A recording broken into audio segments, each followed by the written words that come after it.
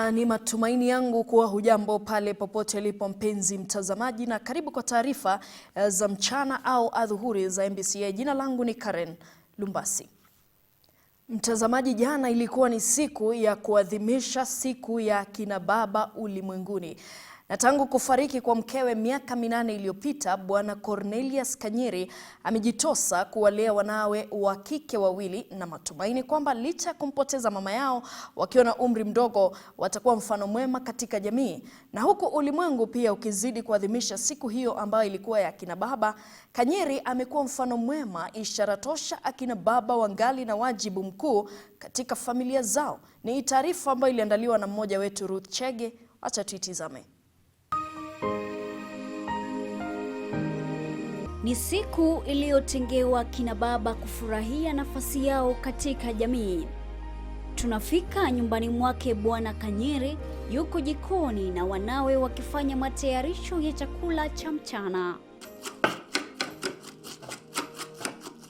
La kushangaza ni kwamba baba na watoto wake wanafanya kazi hii kwa pamoja.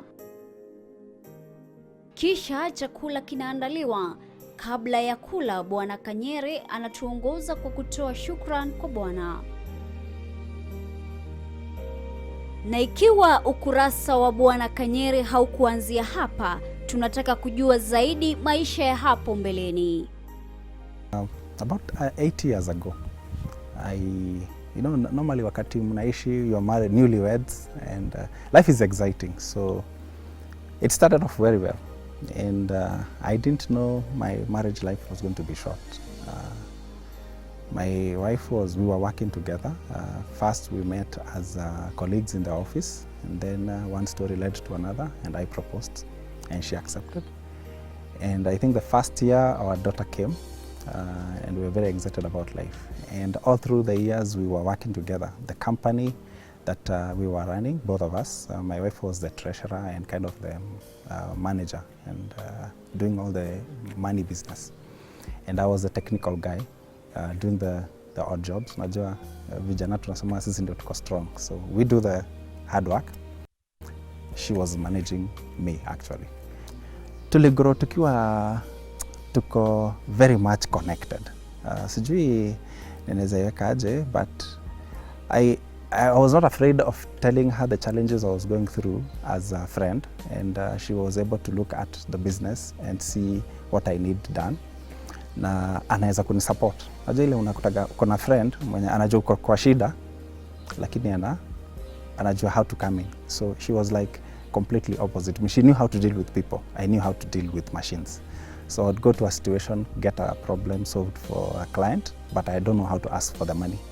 So my wife would come in and say, that's a small thing. So she would be able to go do the customer service and be able to balance. So that's how we connected. And then the children came, and nikaanza kuona akona challenge ya kumanage ofisi na home. So I stepped in. So vile tu alikuwa ananisaidia ofisi, mimi nilikuwa namsaidia home. So I kind of understood a lot of things about home and the family and the kids, because I'm always there, I'm always present. But sikuwa najua ni Mungu alikuwa ananisaidia kuelewa what was coming ahead. So about like 5 years into the marriage, nikaanza ku notice my wife ana choose kukula specific foods. Anasema staki hii, nikikula hii sisikii poa. So we thought probably maybe some allergy. So she would go to the clinic and ambio, kuna ulcers or something. So whenever I used to think it is something very very sensitive. So naenda na buy medication and nakuja home. So one time nimetoka job, she's at home. We've just got, our daughter was turning 3 years old, so she decided to stay at home. So nikakuta breakfast yenye alikuwa ametengeneza hajakunywa, and it's already lunch time. So nikamwambia, what's the problem? Akasema nimeshindwa na kukula and sisikii njaa, but I'm not feeling like I'm healthy, I'm feeling weak. So nikamwambia, hapana, this is not a good thing, let's go to the hospital. So when we went to the hospital, she was diagnosed with type 4 cancer at stage 4. And it was a shock because at that time the doctor alikuwa anasema hii si problem yenye anatakiwa kuwa ako nayo at this age. She was only 29. Hizi ni problems zinapataga watu wakiwa age maybe 60, 70 na huko. And so he wanted to know how did I get children, were there any challenges. She had a kidney problem, so that kidney ikakuwa ni cancerous, and then it affected the liver, the stomach and all the other organs of the body. So when we were seeing the doctor, alikuwa ananiambia she has like 2 months to go. And she's healthy. Amesimama, hata huwezi fikiria kuna issue. Isipokuwa sasa hakuli. So akakaa 1 week hakuli. So nikaanza kushindwa, hey, what's the problem? So we started calling doctors, different people. We went, I think, about 6 doctors before finally I got a consultant in a hospital mwenye alikuwa na deal na that condition, metastatic liver cancer. So a cancer that has already begun from a different organ of the body, and then now it's on another stage. It has already changed. So hata medication akipewa, when the liver is sick, it becomes very hard for the system to be able even to digest the medication. So wakati aliona akaniambia we have to take my wife immediately to hospital angaliwe for further checks. So we took her to another hospital in St. Mary's. This is where they discovered she was not only having cancer, she was pregnant with our 3rd child now. Ikakuwa sasa ni a bit sensitive because we cannot be able to do any chemo with the pregnancy, so she has to terminate the pregnancy, and then akitoa pregnancy, now they can start treating her for the cancer challenge, chemo and stuff. Now my wife, being who she is, akasema mimi nifanye abortion. So she's like, that one I can't do. I am a born again Christian, we don't do those things. And at this time is during the season tulikuwa tuna change constitution in 2010. So there is a lot of campaign huko nje, and the church imesimamia number 1, no abortion. So she takes up my phone and she calls Apostle. Kamwambia mimi niko hosi, niko place fulani na I would want you to come. I remember that Sunday Apostle was preaching and he shared the message on the pulpit, and I was like, she's talking about her. And I knew whatever message was, there was a connection. So nikajua kuna vile wanaongea. So that evening Apostle and Madam Reverend, they came kakuja kanikuta hospitali na tukaongea, and I told her the condition. I remember my wife saying, it was funny, you know, that time when you're seeing things, messages zinakuja, hauelewi exactly what is going on. So she tells Apostle, husband yangu alianguka, amerudi kwa dunia, ananiambia nifanye abortion. Nimemwambia hapa Mungu ndiye anakuja, God is going to show up. And I'm like, okay. I remember one thing Apostle said, and I've never forgotten, and I still share with my children. And this was a turning point for me, and even accepting and understanding what God was doing. Aliuliza my wife, this Apostle asking, kamuuliza, ukichukua love ya Mungu na love ya husband, uiweke kwa weight, uipime, ni gani inaweza angusha kilo? What would you say? So I'm there and I'm listening. So naangalia Mrs. Apostle, Reverend, naangalia Apostle, naangalia wife. And here there's a tussle. My wife is saying, this guy ananiambia nifanye abortion because of the kids. And I'm telling him, wait, angalia watoto, achana na mimi Mungu atanisort. And there's that war. So when Apostle put that question, hakuniuliza, she asked her. So she said, I guess love ya Mungu ndio itaangusha kgs. And this is the turning point. I had not seen how Mungu akitupenda, anything can happen. So Apostle akamwambia, your husband cannot compete with God to love you. So if God loves you more, then God will do his thing. So we got to allow Mungu afanye what he's doing with your life. And your husband can try all the stuff he wants to do. Jaribu ndio ubaki naye juu anaangalia watoi, anaangalia so many things. Life, anaona atabaki peke yake and stuff like that. So his love is measured based on what he can see. But God's love is beyond our comprehension.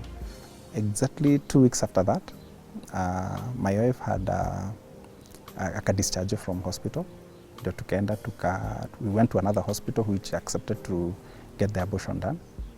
And then it was a discussion, of course. We agreed that this was going to happen.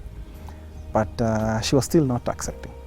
So ikakuwa, now the parents have to come in, her parents, my brothers, everybody wants to convince her. And nikapewa a week to make the decision as a father and as the husband, na the doctors. So I went home. And tukiwa home, she couldn't sleep more than 15 minutes. Mtu mwenye shakuwa na cancer na stage 4, hawalalagi, pain is too high. There's nothing anaona ina make sense. Kana lala 15 minutes maximum.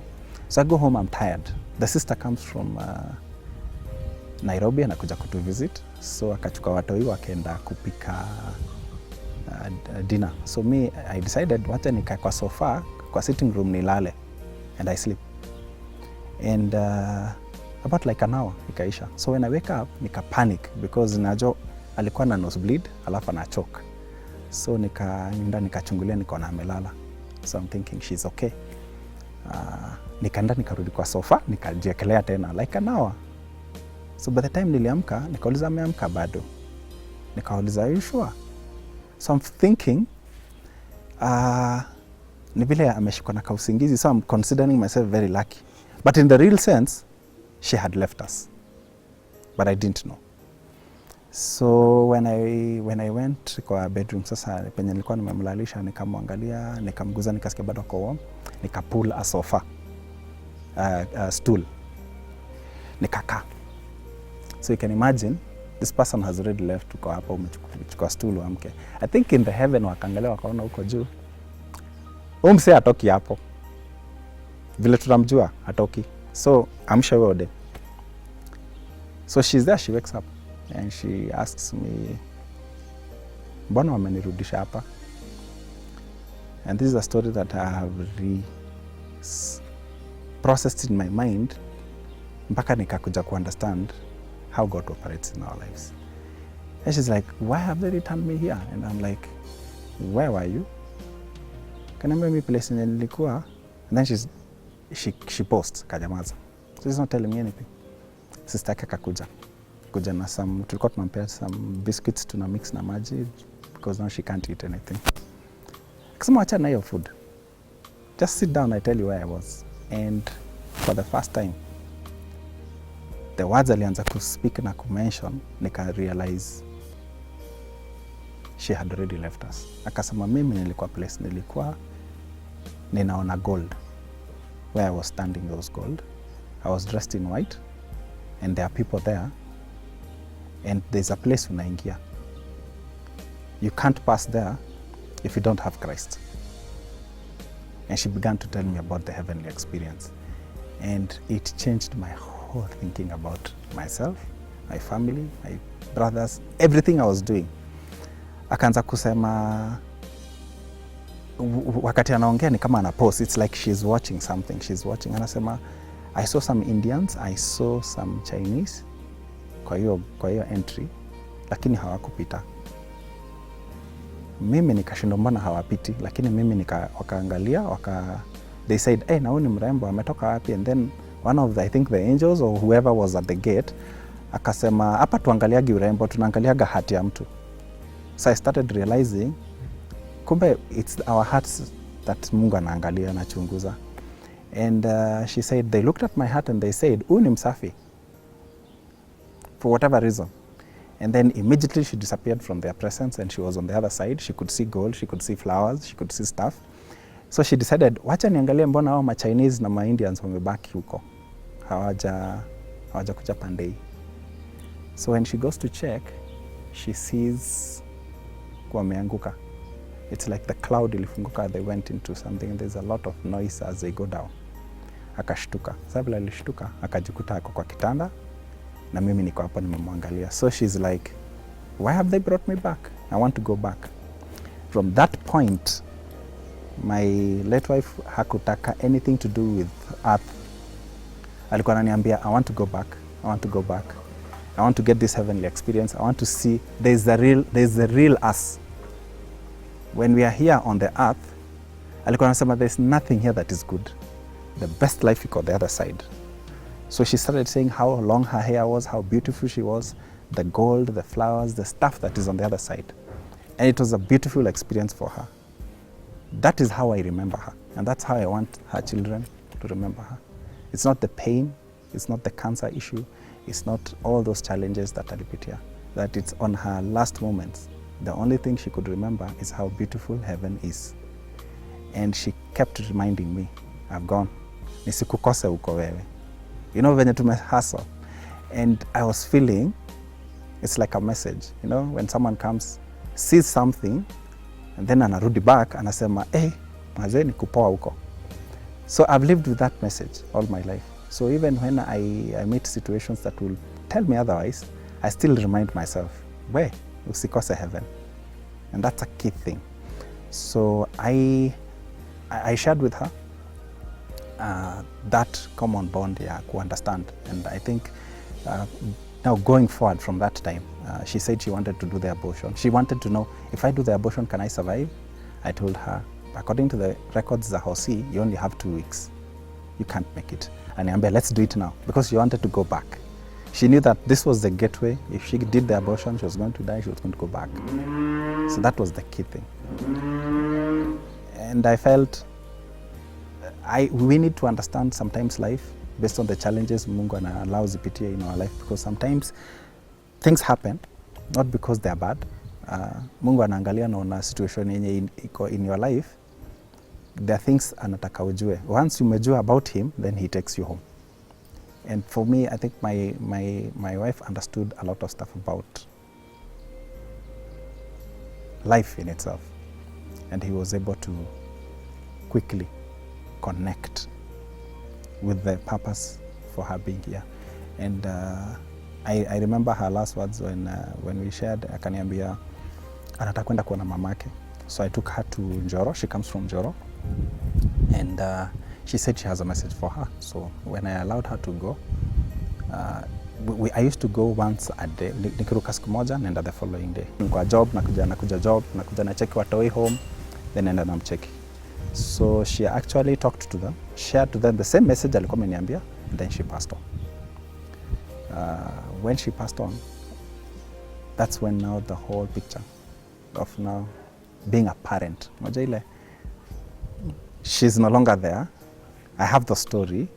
I know niko na watoi, and I'm 34. I've just begun my life now. Unajua ile, you're there. The kids, my daughter was 3, the other one was 6. And ameniambia usikose heaven. So unajua hiyo, I have a job. Na hiyo job ndio alikuwaga ana push checks zinalipwa. So I'm beginning to see the whole picture, the whole castle. My house, it stands still. And this is why I always tell people, kama hauna relationship poa na your family, enye utauma mbao, utakuwa na stress. Because I remember my brothers came from Nairobi. Wakakuja wakakuta. The story is like my wife just passed on like 24 hours. And they took over everything. Kaniambia, don't worry about the clients, we'll talk to your clients, we'll talk to your guys in the office. My mom came and said, okay, don't worry about the kids. Just go home and just relax. Usikose kutizama sehemu ya pili. In fact, I remember one time tumekaa kwa sitting room watching a cartoon they like. And then akaniuliza, daddy, ule mama mwenye alikuwa anakaaga pale kwa ile kiti alienda wapi? And my daughter, ule firstborn, akamwangalia, akaniangalia. Daddy, huyu anaongea, mom died. You don't know mom died? Akauliza, kukufa ni nini? And it rang on my head. She doesn't know what is to die. Hajaiona paka imekufa. Hajaiona dogi imedie. Tunaishi kwa plot.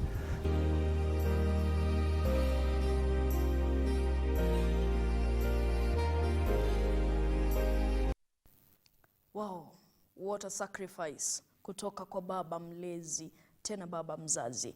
Natumaini taarifa ambayo pia imeweza kukufungua macho kama wewe ni baba pale nje, ikiwa bado tunazidi kuadhimisha siku ya kina baba. kwamba utawajibika, manake kuna wengine ambao wanawajibika pia. Tunakwenda mapumzikoni, tukirudi tunarudi na mengi zaidi, na kumbuka makala ya pili itakuwa ni siku ya Jumapili. Usiende mbali.